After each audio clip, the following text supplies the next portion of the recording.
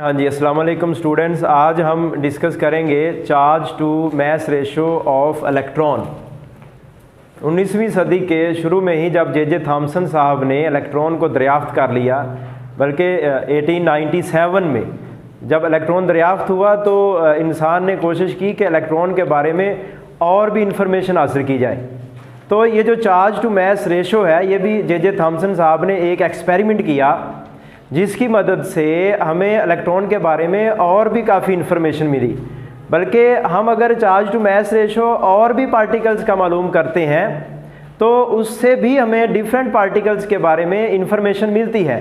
इसमें हमारे पास चार्ज को डिवाइड करना होता है मास से।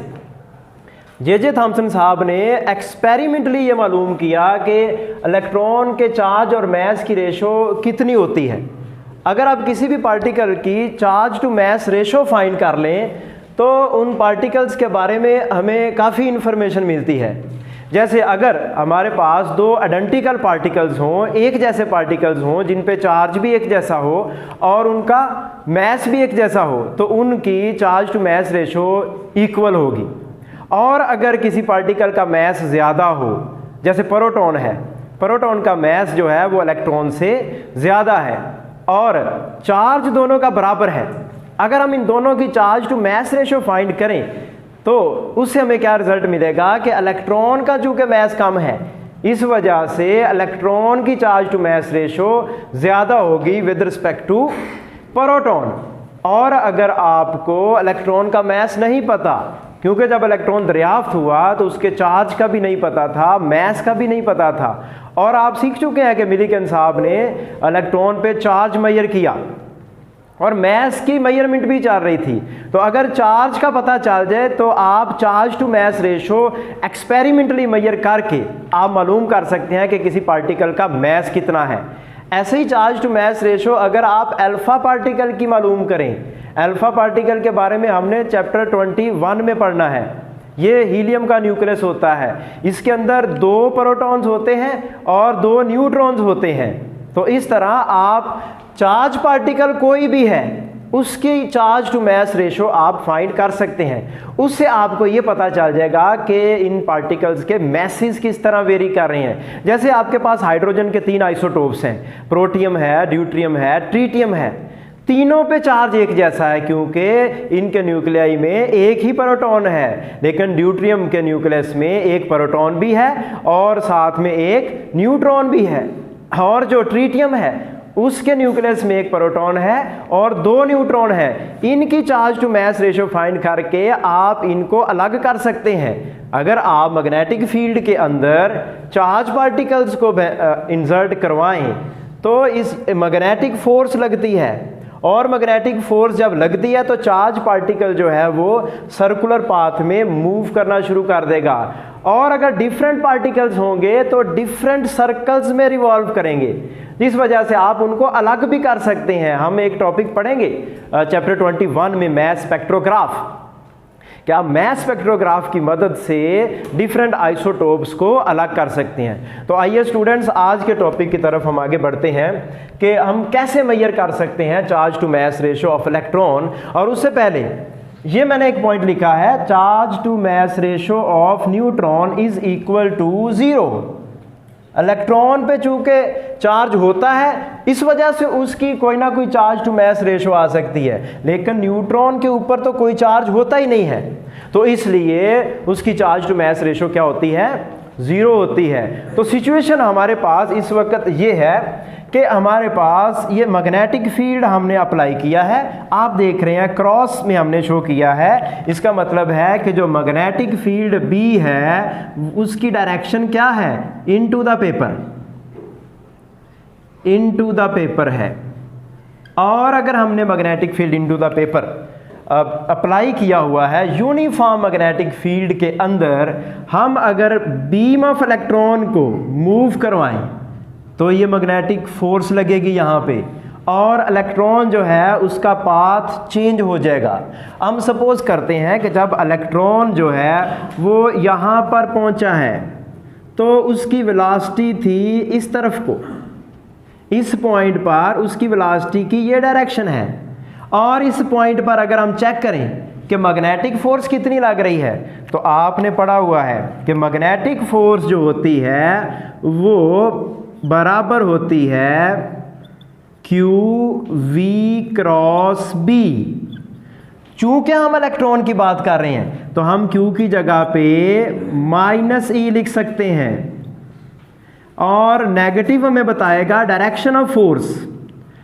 हमने सीखा था कि क्यू वी क्रॉस बी, इस फार्मूले की मदद से अगर आप फोर्स निकालना चाहते हैं तो आप क्या करो, वी क्रॉस बी करो, क्रॉस प्रोडक्ट की मदद से हम फोर्स फाइंड कर सकते हैं। और यहाँ पे क्रॉस प्रोडक्ट कैसे होगा, v की डायरेक्शन इस तरफ को है और magnetic field into the paper है। हम चाहते हैं कि हम क्या करें, v क्रॉस b करें। तो यहाँ पे ये सिचुएशन है कि जो v की डायरेक्शन है वो हॉरिजॉन्टल है और मैग्नेटिक फील्ड किस तरफ को है, इनटू द पेपर है।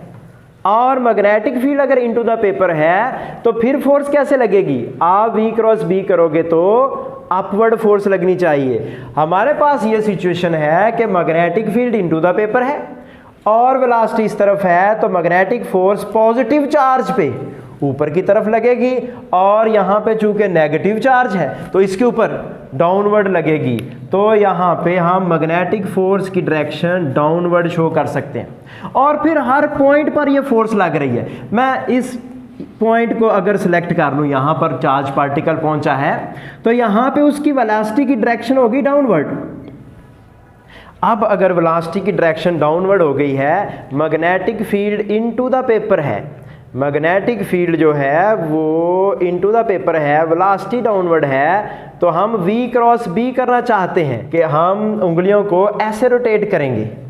v डाउनवर्ड है और magnetic field into the paper है, तो पॉजिटिव चार्ज पार्टिकल पे फोर्स लगेगी उस तरफ को, और नेगेटिव पे किधर लगनी है, उसके ऑपोजिट डायरेक्शन में। तो इस वजह से इस पॉइंट पर भी जो फोर्स है वो इस डायरेक्शन में लग रही है। अगर हम इस पॉइंट की बात करें तो पार्टिकल जब यहां पहुंचा है तो उसकी वेलोसिटी की डायरेक्शन ये हो चुकी है और magnetic field into the paper है, तो v क्रॉस b करेंगे तो प्रोटॉन पे जो फोर्स लगेगी वो डाउनवर्ड लगेगी। क्योंकि ये इलेक्ट्रॉन है तो डायरेक्शन ऑपोजिट होगी, तो ऊपर की तरफ फोर्स लगेगी, तो यहां पर फोर्स लगेगी अपवर्ड। आप किसी भी पॉइंट को सिलेक्ट कर लें तो हर पॉइंट पर आप देखोगे कि मैग्नेटिक फोर्स की जो डायरेक्शन है वो किस तरफ है, सर्कल के रेडियस के अलोंग है और सेंटर की तरफ है। तो हर पॉइंट पर जो मैग्नेटिक फोर्स है वो सेंटर की तरफ लग रही है। तो यहाँ से हमें एक तो डायरेक्शन का पता चला है कि मैग्नेटिक फोर्स चूंकि सेंटर की तरफ लग रही है हर पॉइंट पर, इस वजह से ही ये जो चार्ज पार्टिकल था इसकी मोशन डिस्टर्ब हुई, डायरेक्शन चेंज हुई और ये सर्कुलर पाथ में मूव करना शुरू हो गया। अगर हम मैग्नीट्यूड लिखते हैं इस फोर्स की, तो मैं लिखने जा रहा हूं मैग्नीट्यूड ऑफ मैग्नेटिक फोर्स। तो मैग्नीट्यूड मैं लिख लूंगा F B is equal to E V cross B जो होता है, इसको मैं क्या लिख सकता हूं, वी बी साइन थीटा। और यहां पर एंगल कितना है, v और b के दरमियान, यानी कि वेलोसिटी के दरमियान और मैग्नेटिक फील्ड के दरमियान, ये तो 90 डिग्री है। तो हमारे केस में जो एंगल है v और b के दरमियान वो 90 डिग्री है, तो हम लिख सकते हैं F B is equal to E V B और साइन 90 डिग्री। और साइन 90 डिग्री कितना होता है, 1 होता है। तो हमारे पास मैग्नेटिक फोर्स ये बन गई। अच्छा, तो मैग्नेटिक फोर्स हमने ये फाइंड कर लिया, इतनी फोर्स लग रही है। अब चूंकि सर्कुलर पाथ में ऑब्जेक्ट मूव कर रहा है, तो जब सर्कुलर पाथ में कर रहा है तो फिर इसका मतलब है यहाँ पर सेंट्रीपिटल फोर्स भी लग रही है। और सेंट्रीपिटल फोर्स यहाँ पे कौन प्रोवाइड कर रहा है, मैग्नेटिक फोर्स। क्योंकि हमने ये सीखा था कि जो सेंट्रीपिटल फोर्स है ये कोई ना कोई और फोर्स प्रोवाइड करती है। जैसे कि आप कहते हैं ज़मीन घूम रही है सूरज के अबाउट, तो सन के अबाउट ज़मीन रिवॉल्व करती है जब, तो इस रेवोल्यूशन के लिए जो ग्रेविटेशनल फोर्स है वो सेंट्रीपिटल फोर्स का काम करती है। बिल्कुल ऐसे ही न्यूक्लियस के अबाउट जब रिवॉल्व करता है इलेक्ट्रॉन, तो फिर कूलम फोर्स जो है वो प्रोवाइड करती है सेंट्रीपिटल फोर्स। और यहाँ पर मैग्नेटिक फोर्स की वजह से जो चार्ज पार्टिकल है वो सर्कल में रिवॉल्व कर रहा है, तो हम कहेंगे मैग्नेटिक फोर्स प्रोवाइड कर रही है सेंट्रीपिटल फोर्स। और सेंट्रीपिटल फोर्स को आप लिख सकते हैं mv²/r। और आप ये कह सकते हैं कि centripetal force is provided by magnetic force। तो फिर हम लिख सकते हैं कि जो FB है ना वो इक्वल है FC के, और FB की जगह पे हम ये वैल्यू पुट कर देंगे EVB is equal to mv²/r।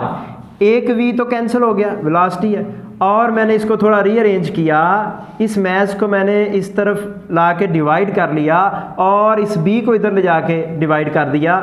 तो ये मेरे पास जो सिचुएशन बनी है, एक v कैंसिल होने से v बच गया, वेलोसिटी ऊपर बच गया, और यहाँ से b नीचे आ गया, तो b × r। ये बन गया जी फार्मूला हमारे पास चार्ज टू मास रेशो का।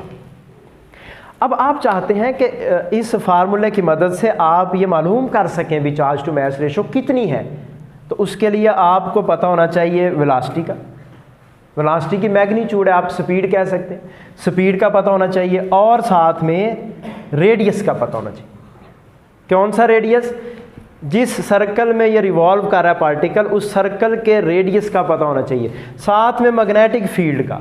आप यहाँ पे जो जे थॉमसन साहब ने एक्सपेरिमेंट किया, हेल्महोल्ट्ज़ कॉइल यूज़ की, और हेल्महोल्ट्ज़ कॉइल्स के दरमियान जब आप इस सिस्टम को रख देते हैं ट्यूब को, तो यूनिफॉर्म मैग्नेटिक फील्ड डेवलप होता है। तो मैग्नेटिक फील्ड तो आप मालूम कर सकते हैं हेल्महोल्ट्ज़ कॉइल्स की मदद से, आपने अप्लाई किया है तो वो इन्फॉर्मेशन आपको वहाँ से मिल जाएगी।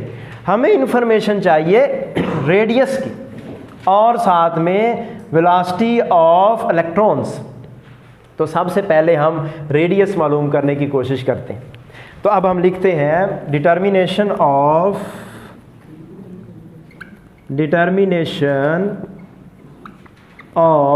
Radius of circle. इस सर्कल का हम रेडियस मालूम करना चाहते हैं। तो हमें तो ये पता है कि इलेक्ट्रॉन जो है वो हमें दिखाई नहीं देता, तो इलेक्ट्रॉन को तो हम देख नहीं सकते, तो हमें कैसे पता चलेगा अभी इलेक्ट्रॉन इस सर्कल में रिवॉल्व कर रहा है, इतना रेडियस है। तो हम क्या करते हैं कि हम यूज़ करते हैं एक ग्लास ट्यूब। ये सारा सिस्टम जो है एक ग्लास ट्यूब के अंदर ये काम करेगा, और उस ग्लास ट्यूब में हम फिल करते हैं hydrogen gas at low pressure.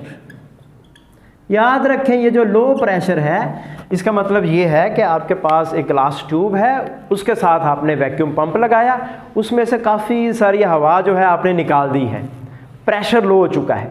अब आप उसमें हाइड्रोजन गैस ऐड करें, और हाइड्रोजन गैस ऐड करने से क्या होगा, सिचुएशन ये बनेगी कि जब ये चार्ज पार्टिकल इस ट्यूब में एंटर होगा तो ये क्या करेगा, गैस के पार्टिकल से कोलाइड करेगा, और इस कोलिजन की वजह से क्या होगा कि गैस के जो एटम्स हैं वो एक्साइट होंगे और डी एक्साइट होंगे, जिसकी वजह से लाइट प्रोड्यूस होगी। तो इस तरह से आप इलेक्ट्रॉन्स का जो पाथ है उसको विजिबल कर सकते हैं। इलेक्ट्रॉन्स हमें फिर भी नहीं दिखने, हम सिर्फ इससे ये काम कर रहे हैं कि जहाँ से इलेक्ट्रॉन गुजरेगा वहाँ पे एक्साइटेशन डी एक्साइटेशन होती रहेगी, जिस वजह से वो जो रीजन है वो सारा विजिबल हो जाएगा। तो आपको वहाँ पे एक कलर दिखेगा, एक सर्कुलर कलर जो है विजिबल कलर दिखेगा, जिसकी मदद से आप इसका डायामीटर मालूम कर सकते हो। स्केल की मदद से उसका डायामीटर मालूम करोगे उसको 2 पे डिवाइड करके आप रेडियस मालूम कर सकते हैं। तो क्या होगा, सिचुएशन ये बनेगी कि जो इलेक्ट्रॉन्स हैं, electrons will collide with gas atoms and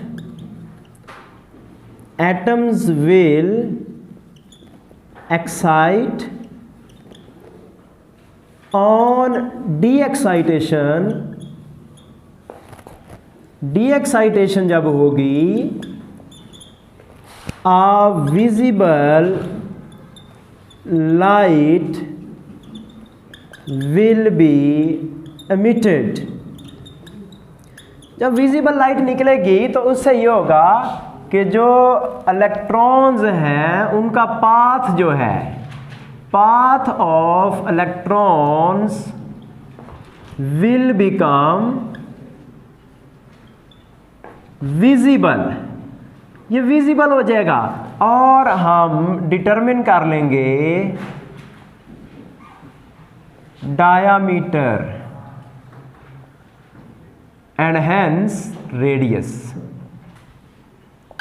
तो इस तरह से हम उस सर्कल का रेडियस मालूम कर सकते हैं। अब दूसरा काम अहम क्या है कि हम मालूम करना चाहते हैं स्पीड ऑफ इलेक्ट्रॉन्स। तो स्पीड ऑफ इलेक्ट्रॉन्स मालूम करने के लिए हम सिचुएशन डेवलप करते हैं।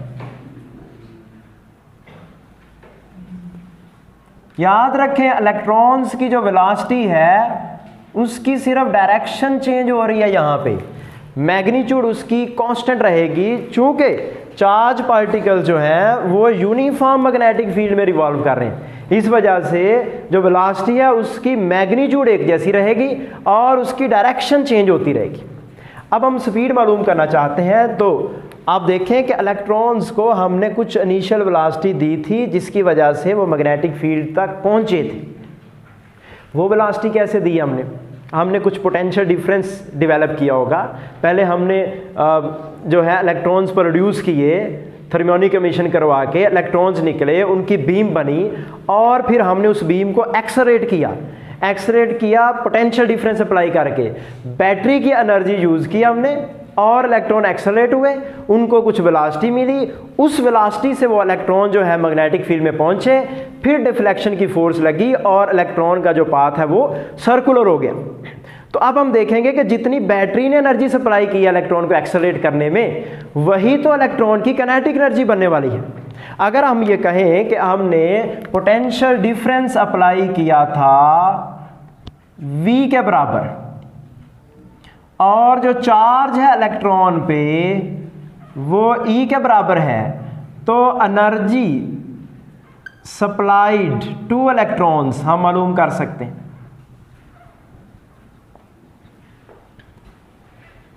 हमने फिर कितनी एनर्जी सप्लाई कर दी, E इंटू वी। आपने चैप्टर 12 में पढ़ा होगा Q डेल्टा V वाला फार्मूला।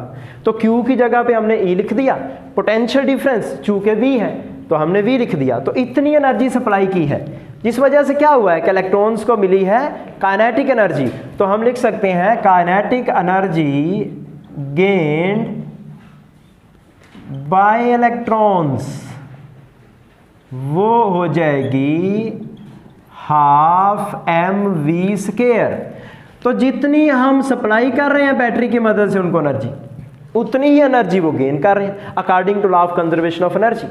तो हम लिख सकते हैं कि ये जो काइनेटिक एनर्जी है ये बराबर हो जाएगी energy supplied by the battery. और याद रखें ये वेलोसिटी है और ये पोटेंशियल डिफरेंस है। तो हम क्या मालूम करना चाहते हैं, V। R तो हम मालूम कर चुके हैं इस तरीके से। अब हम V डिटरमिन करना चाहते हैं, तो V को हम अलग कर लेते हैं। तो 2 उधर जाके मल्टीप्लाई हो गया और m यहाँ पे डिवाइड हो गया।